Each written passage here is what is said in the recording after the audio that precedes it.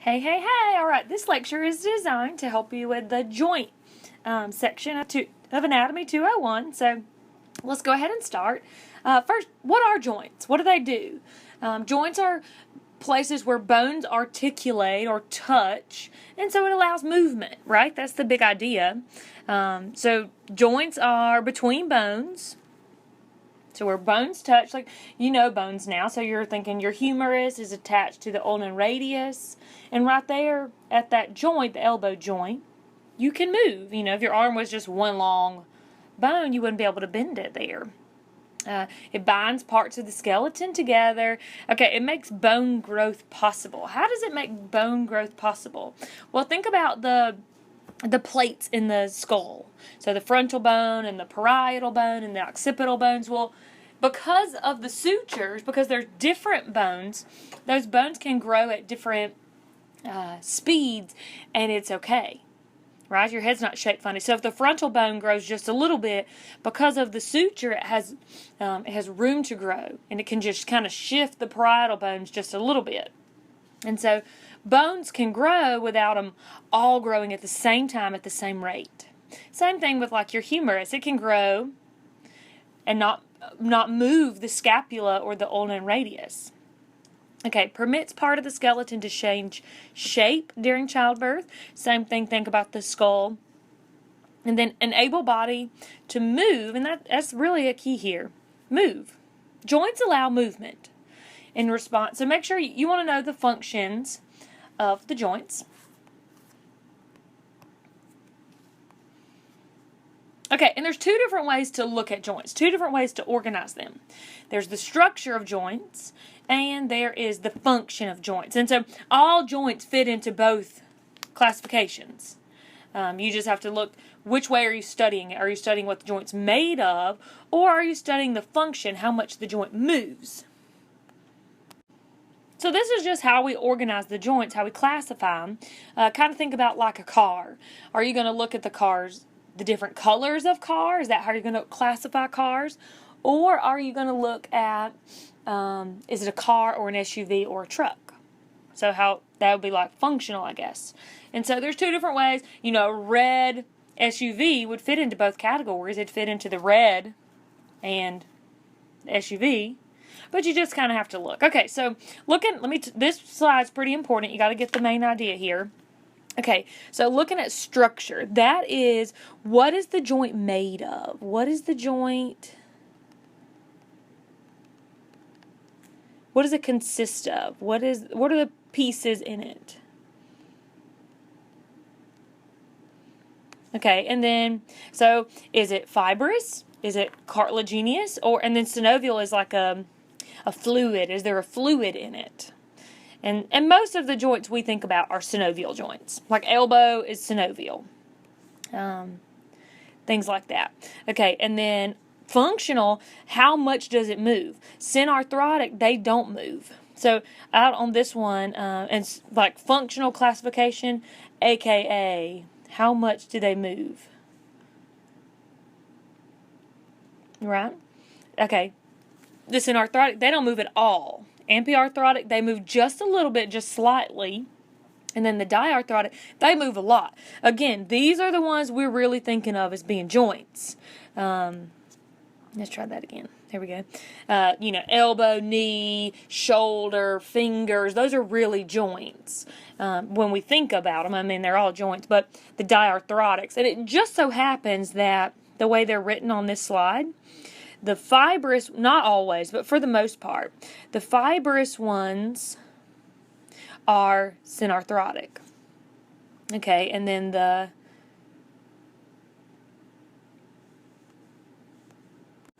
cartilaginous joints, for the most part, are amphiarthrotic.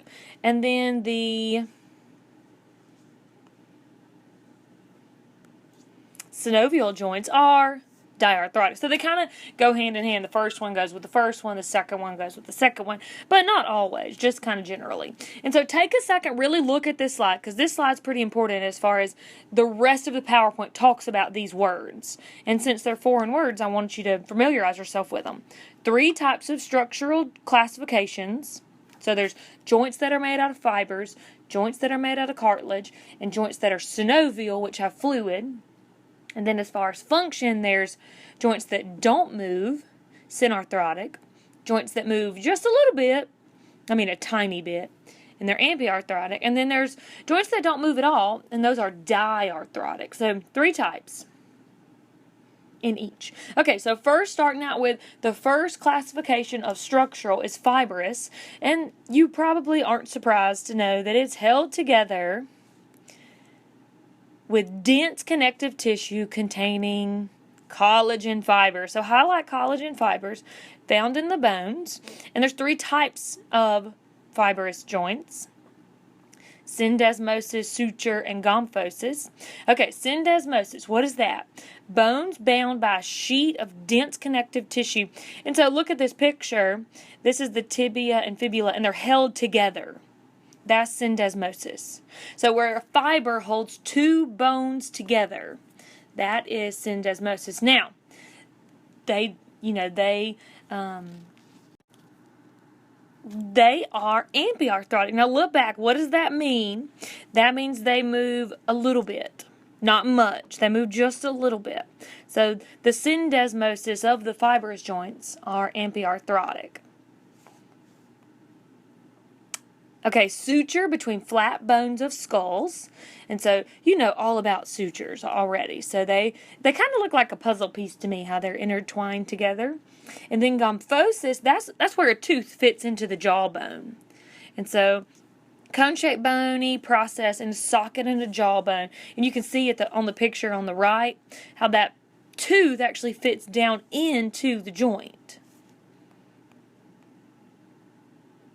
Okay, so this is your second one, cartilaginous, and they're connected by, you want to know the cartilaginous joints are connected by hyaline cartilage or fibrocartilage. So cartilaginous joints have cartilage. That's not too hard. Okay, synchondrosis, look at the word, Chondr means cartilage. So you'll be able to get that one pretty easily. Together with cartilage is what that word means. Okay, synchondrosis, bands of hyaline cartilage. Some are temporary, such as, that's where bone growth is, the epiphyseal plate, if you remember. But the one you want to know, the picture here is showing you between that manubrium, that top, and the first rib, that's costal cartilage, permanent, and it would be synarthrotic. Now, think back to that slide before. What does synarthrotic mean? That means immovable. It doesn't move. The manubrium, or the manubrium, and the ribs, they don't move. Okay, symphysis is another type of cartilage joint. And think about the disc in between the vertebra, so the intervertebral disc, right? Pads of fibrocartilage, these are going to absorb shock, articular surface covered hyaline cartilage. They are ampiarthrotic. What does that word mean? Remember, that means slightly movable. And so the symphysis, you want to know that one for sure. Symphysis is where they move just a little bit. Now, when does your pelvic bones move? When does that coxal bone move? Well, it moves during childbirth, right? It has got to move then. So it doesn't move much, but it moves then. It might move a lot then, it just doesn't move very often. And then maybe when you walk, it just slightly shifts, just teeny tiny, just a limited amount of movement. So those are the cartilage joints. Okay, synovial joints, which are probably the most interesting, the ones we think of as joints. Most joints are synovial joints. So I like that. What are most joints? They're synovial.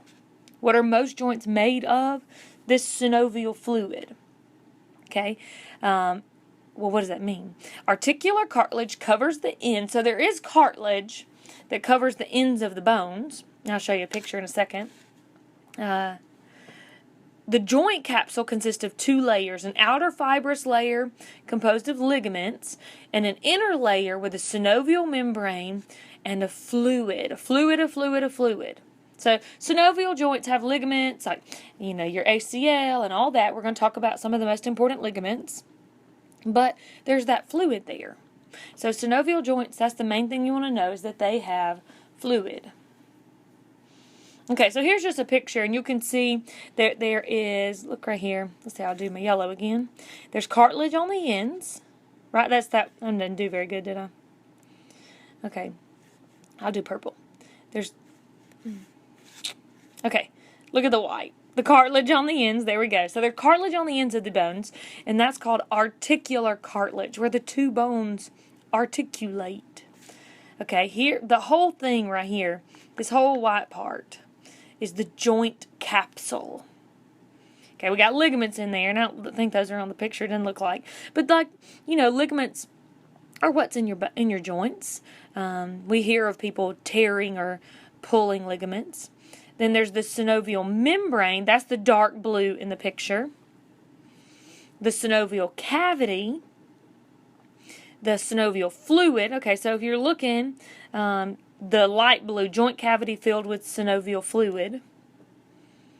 Okay, the meniscus, let me talk about that. Oh, darn. Let me talk about that for a second. That is extra cartilage. So some synovial joints have, and I'm going to write that in, so you write it in too. Meniscus is just additional cartilage. And we generally think about the knee. When we hear about meniscus, we think of torn meniscus, and that's the cartilage in the knee. But we actually have it in the wrist and some other areas too. Like you have it in your shoulder cavity, just a little bit, sternoclavicle, where your mandible meets the occipital bone. So it's not in all joints. It's definitely in the knee, but it's just extra cartilage, and it can get torn. Okay, the bursa you definitely want to know, so highlight both of those for sure. The bursa is a fluid-filled sac, so it's kind of like an extra little water balloon for cushion, for shock absorber, for support. It's a fluid-filled sac in some joints. So all the synovial joints have synovial fluid. Some synovial joints have a meniscus, which is extra cartilage, additional cartilage, and bursa, which is a fluid-filled sac. So they all have synovial fluid, but some have bursa too. Okay, look at this picture. It kind of points it out better. You can see the meniscus there, and you can look at it, how it's wide. That's the extra cartilage. Okay, and then let's see. Yeah, there's a little bit of, that's a little bit of bursa, and so you can't really tell what it is though. That's a little better. Just like you can kind of see, it's like a water balloon. So an extra sac filled with fluid for cushion. And so some have meniscus, some have bursa. But generally, when you hear the word meniscus, you're thinking knee, right? That's where we generally refer to it. Okay. So so kind of go back, think about what we've just covered. We said, from this slide, we just talked about the fibrous, the cartilaginous, and the synovial joints, right? So fibrous, cartilaginous, and synovial. That was how we classified them. The fibrous, okay, so the fibrous we said had dense connective tissue containing collagen fibers. The cartilaginous, it had hyaline cartilage or fibrocartilage. And then the synovial, that was the fluid, right? And so, and you do want to know examples of each. So fibrous cartilage, think about between the tibia and fibula. Think about sutures. That's a good one for fibrous. So on fibrous cartilage, think suture as an example. Cartilaginous joints, think about in between the manubrium and the ribs. Think about... probably the easiest one to remember is going to be the intervertebral cartilage disc, right? And then synovial, knee, elbow, shoulder, fingers. Those are all good. I guess the knee is the best example that we talked about. Okay, so now we're going to look at functional classification. So let's turn our attention there. So slide... There we go. Okay, so slide 11. The different types. And remember that these are based off of, these are the different types of synovial. So we're still on synovial. There's with the fluid. There's ball and socket. That's pretty easy. There's a head of a ball fits into the acetabulum of the coxal bone, right? So ball and socket. You know that one. Condyle is going to be, it says oval condyle fits into the epileptic cavity, but it's two rounded processes. Okay, plain joint, and you actually want to know, highlight, plain joint is also called gliding joint. So also called that plain gliding, same thing, plain gliding. Okay, you also want to know, think about if you wave your hand, everybody, come on, I know you're at home by yourself, wave your hand, that's your wrist and ankle, examples of plain joints. Okay, the hinge joint, that's going to be, think about a door, how it opens and it goes one way. It only opens and closes. You can't move a door up and down. You can't move a door right to left. Well, some you can. A normal door with a hinge, like a classroom door. Convex surface fits into concave. And so the hinge joint, your elbow, that's a good one to think about. Your elbow only moves one way. You can't move it all the other ways. Convex surface fits into concave. But on the hinge, I want you to think that what it does is it extends and flexes. And so do me a favor. I know you're at home by yourself, so this will be kind of weird. But go ahead and put your arms out straight. Okay, we call that extension. And then when you flex your bicep, bring your wrist up towards your elbow. Not your wrist up towards your shoulder, I guess. That would be flexing. So extend is to straighten the arm. Flex is to bend the arm. Make sure you've got that down. So extension is to straighten the arm. Extension is to straighten.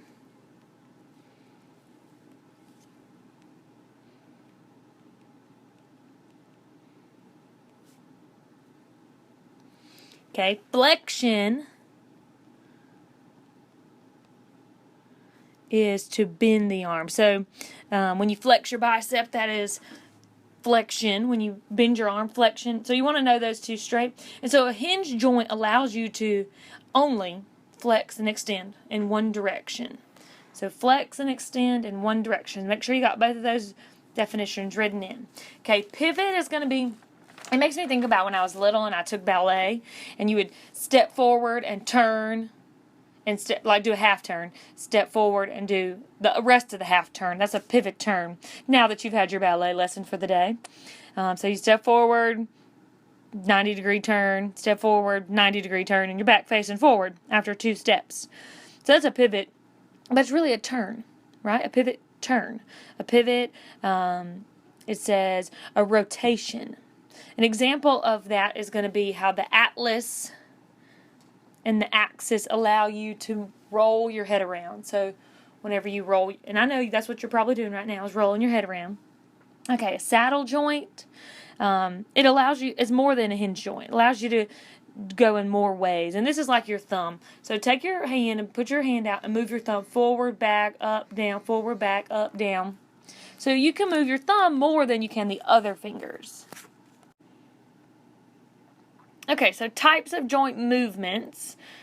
When we talk about muscles in the next chapter, we'll talk about the muscles have one end that moves and one end that doesn't move.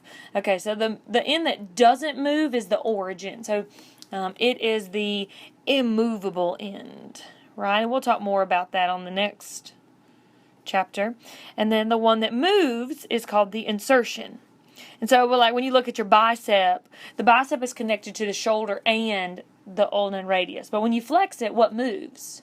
The ulnar radius in. So that would be the insertion. The shoulder attachment would be the origin. And so you want to know those two words, origin and insertion. But these are just kind of some different movements. So abduction means away from the body. Write that in. Abduction is away from the body. Oh, that's not right. Adduction means towards the body. So if you think about, you're going to fly with your arms. And then when you bring your arms away from the body and you do like a T formation, that is abduction. When you move your arms towards your body, that is adduction. And you can remember that because if you were to get abducted by aliens, you'd be taken away. Okay, flexion, extension, and that it shows the leg. So to bend the leg is flexion, straighten the leg is extension. And that's what we went over with the arm when we talked about the hinge joint. Flexion is you bending, tightening up your bicep, and then extending. And then lateral flexion would be side to side, right? Side to side. So you're going to have to write in the definitions on those because they're not there already. Okay, dorsiflexion is to flex. Plantar flexion is to what we previously considered before today to point. So plantar point. Dorsi is flexing, right? So when I was little, when I took ballet, this is your second ballet learning of the day, but we would sit in a circle at the end of class and we would do our feet. We would point and flex and point, and we had to say the words out loud as we did it. Point, flex, point, flex. Well, what we really should have said was plantar flexion, which is point, dorsiflexion, which is flex. Plantar flexion, dorsiflexion. But then we would have looked silly. Okay, circumduction or rotation, you can look in the picture, and that's just round, right? Circumduction is round, like you're lassoing. I don't know if you do that. Okay, medial rotation, medial towards the body, lateral away from the body. Okay, supination is palm up, pronation is palm down. Okay, so take your hand and put it up, palm up, and then cup it. And I wish you could see my little hand. Anyway, and so when you cup your hand like that, think about you're carrying a bowl of soup that way. So supination, palm up. Pronation, palm down. Supination, so can you cup your hand and hold the soup? Supination, pronation. Okay, inversion is in toward. Eversion is out. Protraction, poke your chin out. Retraction back, and then elevate, go up like your shoulders. Depression. Okay, so those are the four main examples of, and there's way more, but those are the main examples of synovial joints: shoulder, elbow, hip, knee. And remember, synovial joints all have that synovial fluid, right? Okay, so looking at the shoulder joint first. So these are just some facts about the shoulder joint. And I really want you to read through this and just familiarize yourself with it, right? So the shoulder joint, you want to know it is ball and socket. Okay, the head of the humerus, and you know that already. The head of the humerus fits into the glenoid cavity. It's got a capsule. It's got ligaments. Okay, so it kind of tells you it does have some of the bursa. That's the fluid-filled sac, right? It's got a wide range of movement, but you can kind of see all of that. Now, the next slide is major ligaments in the shoulder. So pause the video and look at the look at the ligaments and look at the picture and see if you can pick those out. And I really just want you to familiarize yourself with these. So in your future, when you see these words again, you're going to think, oh, transverse humeral ligament, that's in the shoulder. Glenohumeral ligament, that's in the shoulder. So you'll know these are not the only ligaments in the shoulder. It's just 3 of them. So, and as you get into your specialty and your major, you'll have to learn more details about them. But this is just a basic information. So pause the video, look at that. And one thing hopefully you picked out, and all 3 of these, you can see the word, or kind of see humerus, right? The arm bone. So hopefully you'll be able to pick out that is the shoulder, right? So you don't have to be able to spell these or anything like that. Just maybe able to pick out which joint. Okay, next is your elbow joint. It's got 2. So the elbow, you do have to know, the elbow joint has 2. It's got a hinge plane. Whoops.